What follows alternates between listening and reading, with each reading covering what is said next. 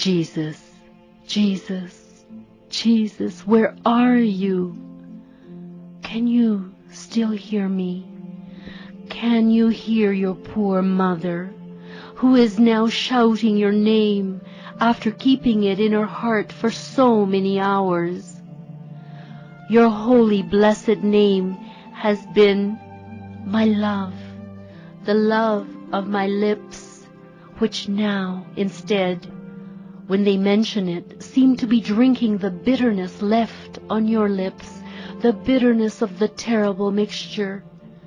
Your name, the love of my heart that swelled with joy when repeating it, as it had swelled to pour off its blood and receive you and clothe you with it, when you descended into me from heaven, so small, so tiny, that you could have rested in the calyx of wild mint.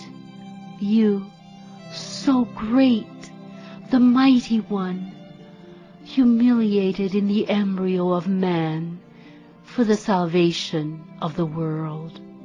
Your name, grief of my heart, now that they have torn you away from the caresses of your mother, to throw you into the arms of the executioners who have tortured you to death. My heart has been crushed by your name, that I had to keep within me for so many hours, and whose cry increased more and more as your sorrow increased, until it crushed it, as if it had been trodden on by the foot of a giant. Oh, my sorrow is a giant, and it crushes me, it shatters me, and there is nothing that can alleviate it. To whom shall I mention your name?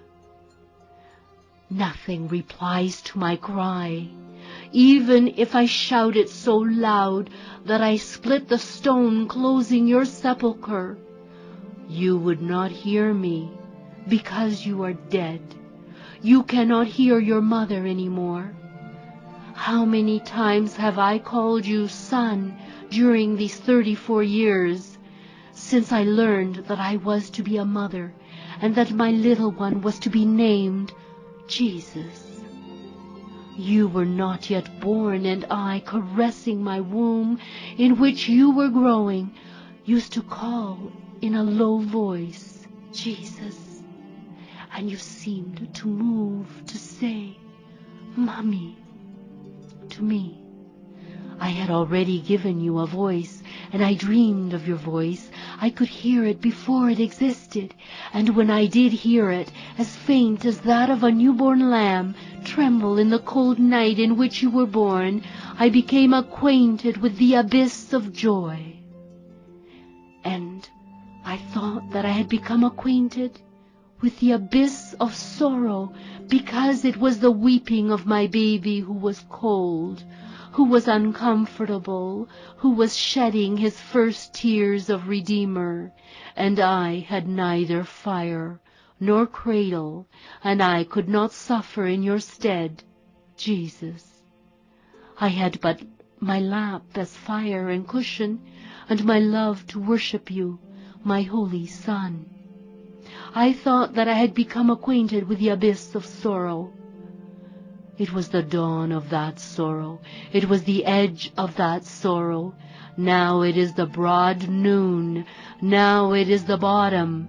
This is the abyss, this which I am touching now, after descending into it during these 34 years, driven by so many things, and prostrated today in the horrible bottom of your cross. When you were a little baby, I used to lull you singing, Jesus, Jesus. Which harmony is there more beautiful and holy than this name, which makes the angels smile in heaven? To me it was more beautiful than the song so sweet of the angels the night of your birth. I could see heaven in it, The whole of heaven I could see through that name, and now, saying it to you who are dead and cannot hear me, and you do not reply to me, as if you had never existed, I see hell, the whole of hell. See, now I understand what it means to be damned. It is to be no longer able to say, Jesus. Horrible, horrible, horrible! How long will this hell last for your mother? You said, within 3 days I will rebuild this temple. I have been repeating these words to myself all day today in order not to drop dead, to be ready to greet you when you come back and go on serving you. But how shall I be able to put up for 3 days with the knowledge that you are dead, you, my life, for 3 days dead?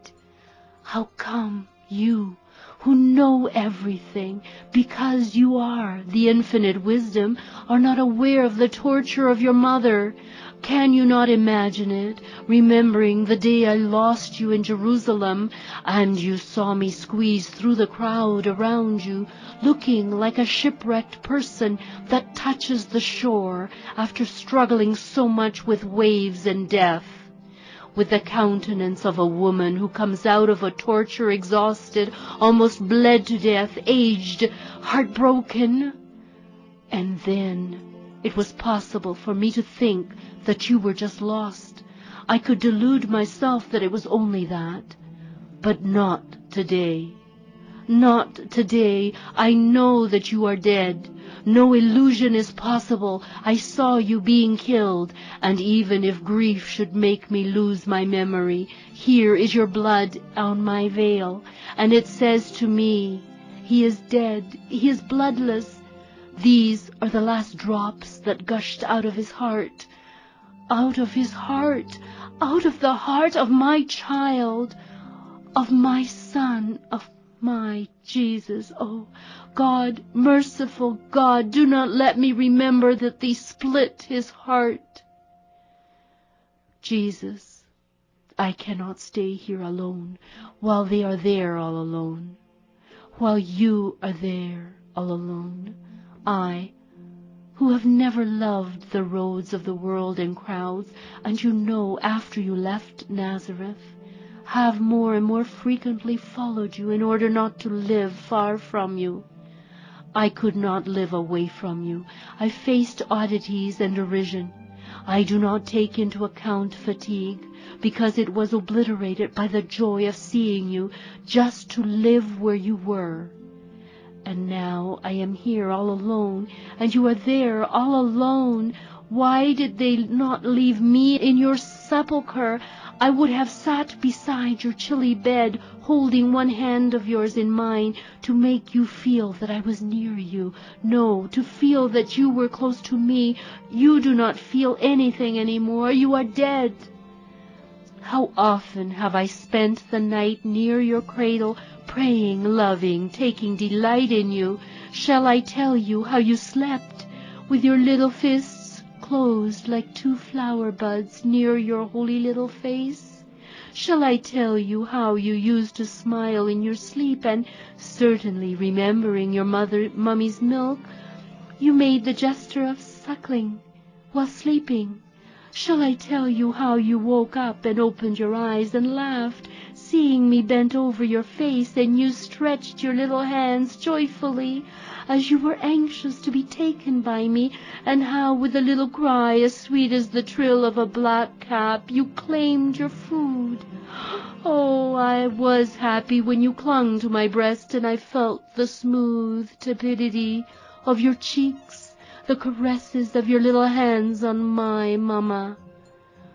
You could not stay away from your mother, and now you are alone. Forgive me, son, for leaving you alone, for not rebelling for the first time in my life, and for not insisting on remaining there. It was my place. I would have felt lost, less desolate, if I had remained near your funereal bed, to arrange your clothes, as in days gone by, and change them. Even if you could not have smiled, hadn't spoken to me, I would have felt as if I had you again, as when you were a baby. I would have held you to my heart, in order not to make you feel the chillness of the stone, the hardness of the marble. Did I not hold you also today? The lap of a mother is always capable of holding a son, even if he is grown-up man. A son is always a baby for his mother, even if he is one who has been taken down from a cross, covered with sores and wounds.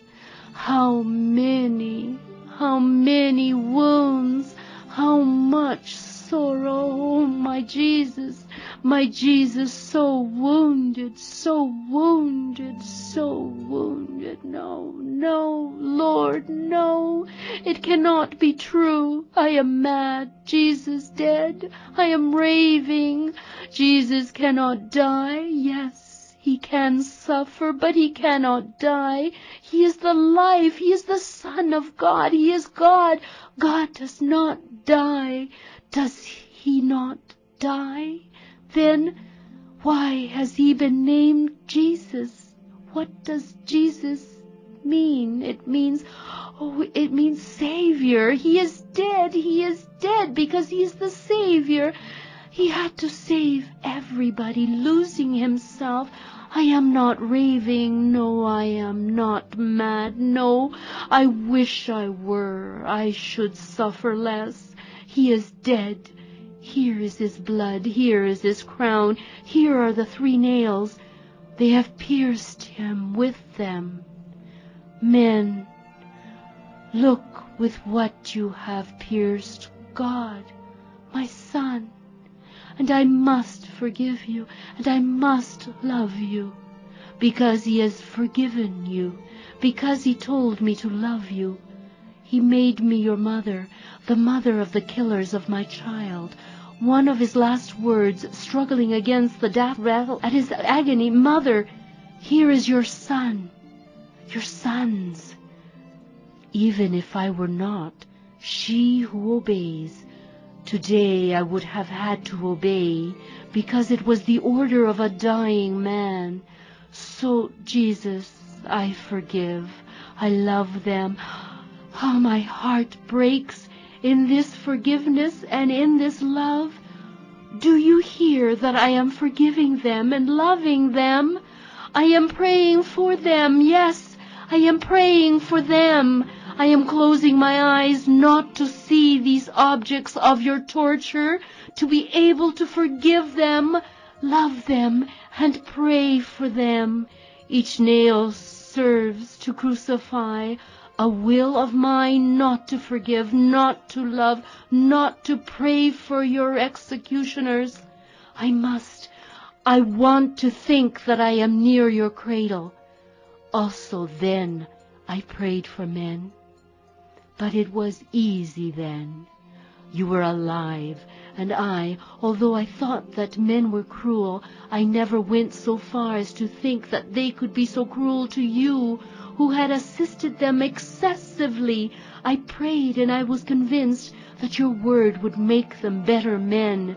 In my heart I said to them, looking at them, you are bad, diseased. Now, brothers, but before long he will speak. Before long he will defeat Satan in you. He will give you the life lost. The life lost. It is you who have lost your life for them. My Jesus, if when you were in your swaddling clothes I had seen all today's horror, my sweet milk would have turned into poison through grief. Simeon said so, and a sword will pierce your heart. A sword? A mass of swords! How many wounds did they inflict on you, son? How many groans did you utter? From how many spasms did you suffer? How many drops of blood did you shed? Well, each of them is a sword in me. I am a mass of swords. There is not a strip of skin on you without sores. In me there is not one that has not been pierced. They pierce my flesh and penetrate my heart. When I was expecting you, I prepared your swaddling clothes and napkins, spinning the softest linen on the earth. I did not mind the price, providing I had the softest cloth. How beautiful you looked in the swaddling clothes I made by your mother. Everybody said to me, "Your child is beautiful, Donna." You were lovely. From the white linen there appeared your rosy little face. Your eyes were bluer than the sky, and your little head seemed enveloped in golden mist. So fair and so soft was your hair. It smelt of blossoms of almond trees. People thought that I put scent on you. No, my darling had but the scent of the swaddling clothes washed by his mother, warmed and kissed by her heart and lips. I was never tired of working for you, and now I have nothing more to do for you. For 3 years you have been away from home, but you were still the aim of my days. I thought of you, of your clothes, of your food. I kneaded flour and baked bread. I looked after the bees to give you honey. I took care of the trees so that they might yield fruit for you. How much you loved the things that your mother brought you. No food of a rich table, no garment of precious cloth was for you like those woven, sewn, taken care of, picked by the hands of your mother.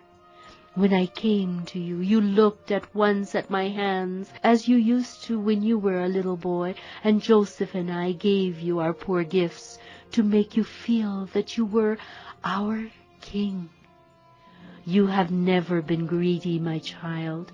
It was love that you were seeking.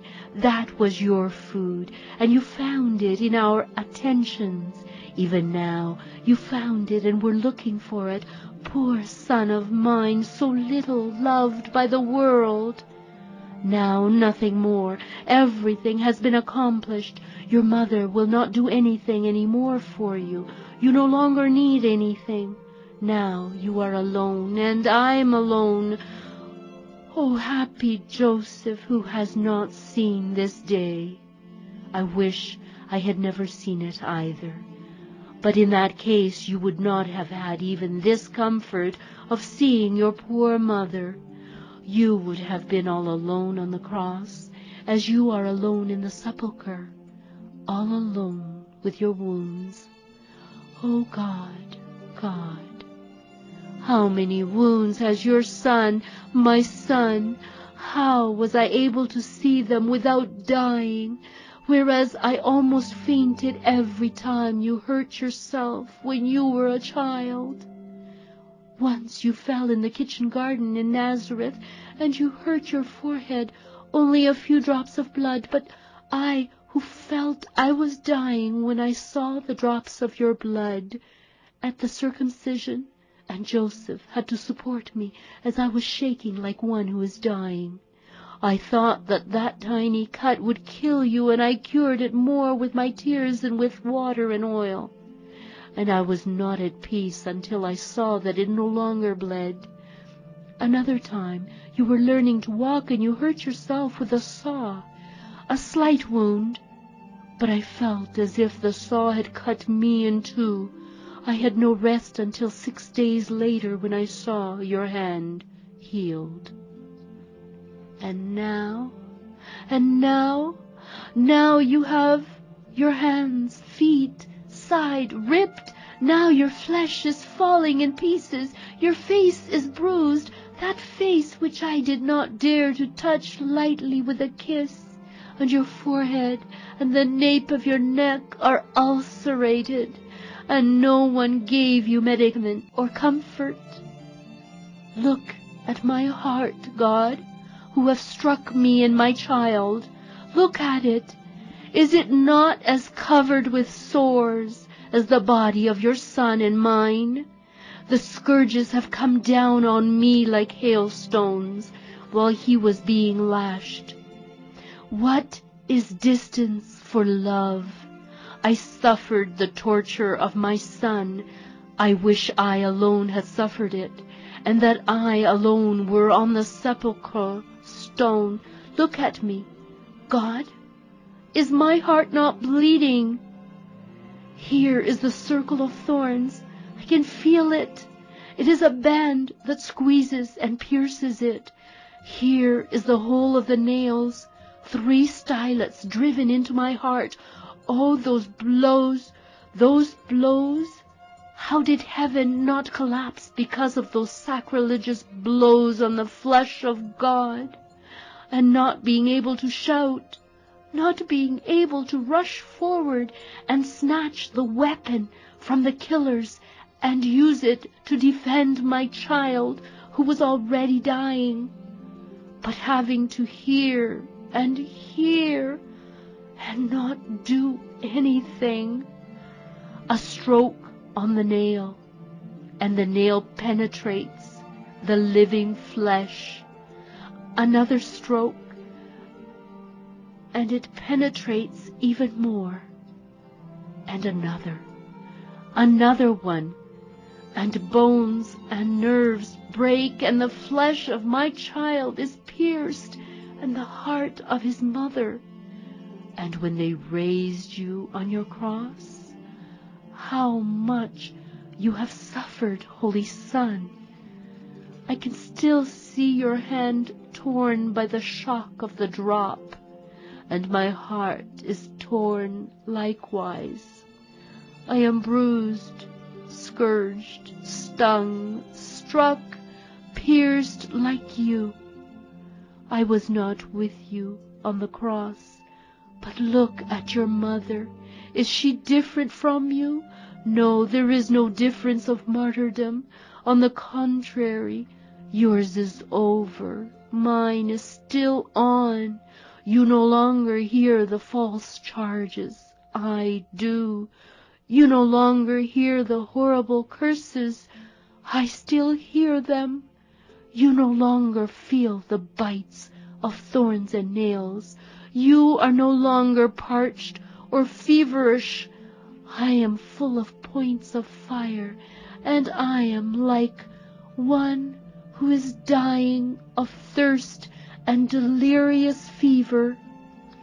If they had even allowed me to give you a drop of water, my tears, if the ferocity of men denied the Creator the water created by him, I gave you suck for a long time because we were poor, my son, and in our flight into Egypt we had lost so much, and we had to get a new house, furniture, clothes, and food, and we did not know how long the exile would last, or what we would have found going back to the country. I gave you suck longer than the usual period of time, so that you might not feel the lack of food. Until we got the little goat, I was your little goat, child of your mummy. You already had so many little teeth, and you used to bite. Oh, what a joy to see you laugh in your childish games. You wanted to walk. You were so healthy and strong. I held you up for hours and hours. I did not feel my back break being bent over you, who were taking your first steps, and at each step you would say, "Mummy, Mummy." Oh, what a beatitude to hear you sing that name. Also today you were saying, "Mother, Mother," but your mother could only see you die. I could not even caress your feet. Your feet, oh, even if they had been within reach, I would not have been able to touch them to avoid increasing your torture. How much your feet, your poor feet, must have suffered, oh my Jesus. If only I could have come up to you and placed myself between the wood and your body, and prevented you from rubbing against the wood in the convulsions of the agony. I can still hear your head knock against the wood in the last gaps, and that sound drives me mad. It is in my head like a hammer. Come back, my dear Holy Son. I am dying. I cannot bear this desolation of mine. Show me your face once again. Call me again. I cannot think that you have no voice, no eyes, that you are a cold, lifeless corpse. Oh, Father, assist me. Jesus does not hear me. In his passion, is his passion not over? Is it not all accomplished? Are these nails, these thorns, this blood, these tears of mine not sufficient? Is still more required to heal man? Father, I am mentioning the instruments of his sorrow and my tears, but that is the least important. What made him die, tortured, is a superhuman manner. In a superhuman manner was your abandonment. What makes me shout is your abandonment. I cannot hear you anymore. Where are you, Holy Father? I was the full of grace. The angel said, Hail Mary, full of grace. The Lord is with you, and you are blessed amongst all women. No, it is not true. It is not true. I am like a woman cursed by you for her sin. You are no longer with me. Grace has withdrawn, as if I were a second Eve sinner. But I have always been faithful to you. In what have I displeased you? You have dealt with me as you liked, and I have always said to you, Yes, Father, I am ready. So can angels lie? And Anne, who assured me that you would give me your angel in the hour of sorrow. I am alone. I no longer have grace in your eyes. I no longer have you, grace, in me. I no longer have an angel. So, do saints lie? In what have I displeased you if they do not lie, and I have deserved this hour? And Jesus, what wrong has your pure, meek Lamb done? In what have we offered you to deserve the incalculable torture of your abandonment, in addition to the martyrdom given by men? He, above all, he was your Son, and he called you with that voice that made the earth shudder and shake in a sob of pity. How could you abandon him all alone in such a torture? Poor heart of Jesus, who loved you so much. Where is the sign of the wound of his heart? Here it is. Look, Father, at this sign. This is the impression of my hand that entered the gash of the lance thrust. Here.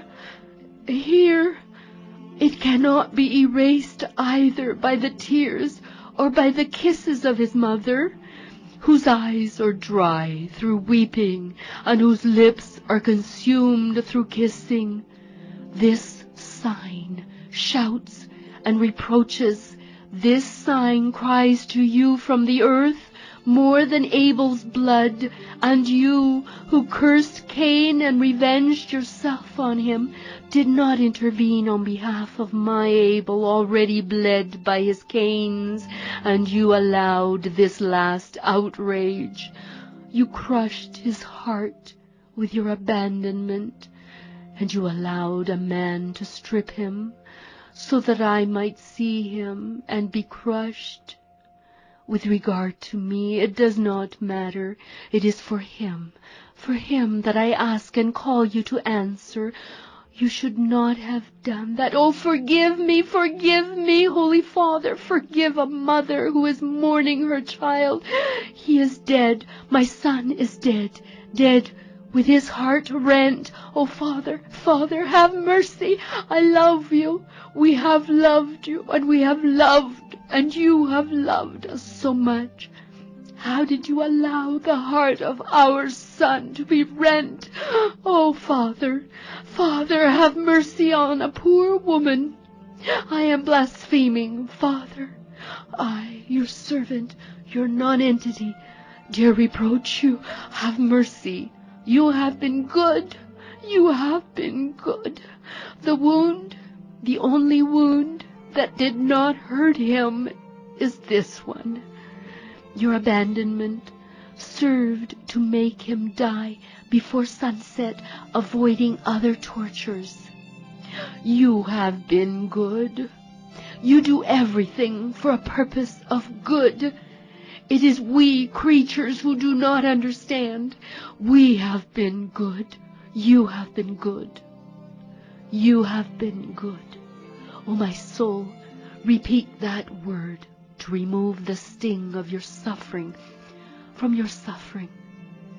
God is good and has always loved you, my soul. From your cradle to the present moment, He has always loved you. He has given you all the joy of the time, all of it. He has given you Himself. He has been good, good, good. Thank you, Lord. May you be blessed for your infinite goodness. Thank you. Jesus, I say thank you also on your behalf. This wound at least was not felt by you, Son. I only felt it in my heart when I saw yours opened. Your lance is now in my heart, and it rummages and tortures, but it is better so. You do not feel it, but have mercy, Jesus, a sign from you, a caress, a word for your poor mother, whose heart is torn to pieces, a sign, Jesus, a sign, if you want to find me alive when you come back. Mary is prostrated with her face on the floor. She looks like a poor wretch. She looks like that withered flower of which she has spoken.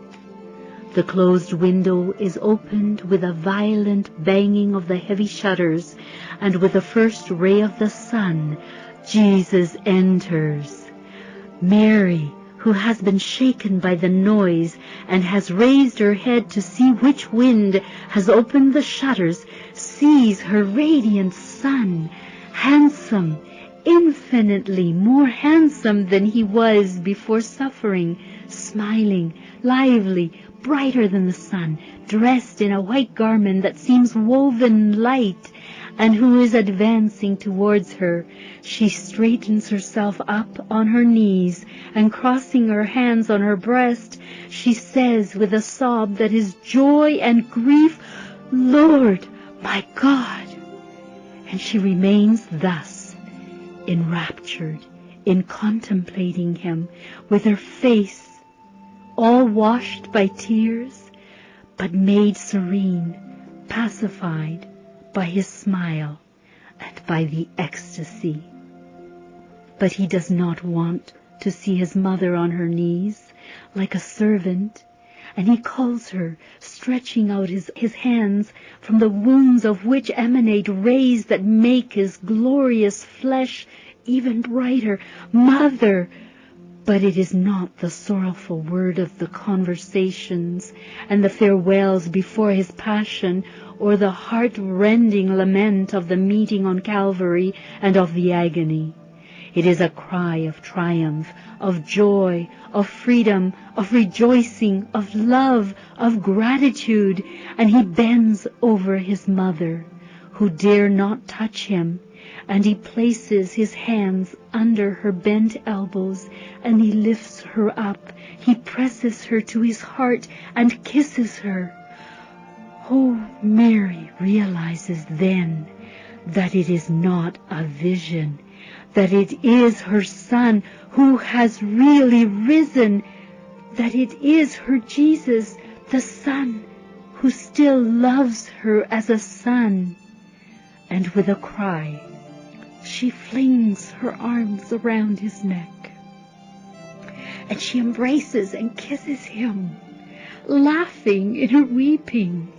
She kisses his forehead, where there are no longer any wounds, his head no longer unkempt and bloody, his shining eyes, his healed cheeks, his mouth no longer swollen. She then takes his hands and kisses their backs and palms, their radiant wounds, and she suddenly bends down to his feet and uncovers them from under his bright garment and kisses them. Then she stands up and looks at him, but dare not. But he smiles and understands. He uncovers his chest a little and says, "And this one, Mother, are you not kissing it? This one that grieved you so much, and that you alone are worthy to kiss? Kiss my heart, Mother. Your kiss will cancel the last remembrance of what is sorrowful, and will give me that joy which my joy of having risen from the dead still lacks." And he takes the face of his mother in his hands, and he lays her lips on the lips of the wound of his chest, from which streams of a very bright light are flowing. Mary's face is haloed by the light, flooded as it is with its beams. She kisses and kisses, while Jesus caresses her. She never tires kissing. She looks like a thirsty woman whose mouth is attached to a fountain, and who drinks from it the life that was escaping her. Jesus speaks now. "It is all over, Mother. You no longer have to weep over your son. The trial is over. Redemption has taken place. Mother, thanks for conceiving me, for bringing me up, for helping me in life and in death. I heard your prayers come to me. They have been my strength in my grief, my companions in my journey on the earth and beyond the earth. They came with me on the cross and to limbo. They were the incense that preceded the pontiff, who was going to call his servants and take them to the temple that does not die, to my heaven. They have come with me to paradise, preceding like an angelical voice, the procession of the redeemed, led by the Redeemer, so that the angels should be ready to greet the conqueror who was returning to his kingdom. They have been seen and heard by the Father and by the Spirit, who smiled at them as if they were the most beautiful flowers and the sweetest song born in paradise. They have been recognized by the patriarchs and by the new saints, by the new first citizens of my Jerusalem. And I bring you their thanks, Mother, together with the kisses of their relatives, with their blessings, and with that of Joseph, the spouse of your soul. The whole of heaven sings its Hosanna to you, Mother, Holy Mother. O Hosanna that does not die, a Hosanna that does not die, that is not a false one, like the one given to me a few days ago. I will now go to the Father in my human appearance. Paradise must see the conqueror in his appearance of man, by means of which he defeated the sin of man. But I will come again. I must confirm in the faith those who do not yet believe and are in need to believe, to lead the others to believe. I must fortify the pusillanimous ones who will need so much strength to resist the world. Then I will ascend to heaven, but I will not leave you alone. Mother, can you see that veil? In my annihilation, I still exhaled the power of miracle on your behalf to give you that comfort. But for you, I will work another miracle. You will have me in the sacrament as real as when you carried me. You will never be alone. But these past days you have been alone. But also that sorrow of yours was required for my redemption. Much is continuously to be added to redemption, because much will be continuously created in the way of sin. I will call all my servants to this redeeming participation. You are the one who, by yourself, will do more than all the others together. But also this long abandonment was required. Now, no longer so. I am no longer separated from the Father. You will no longer be separated from your Son. And by having your Son, you have our Trinity, a living heaven. You will bring the Trinity to men on the earth, and you will sanctify the Church, you, Queen of the priesthood and Mother of the Christians.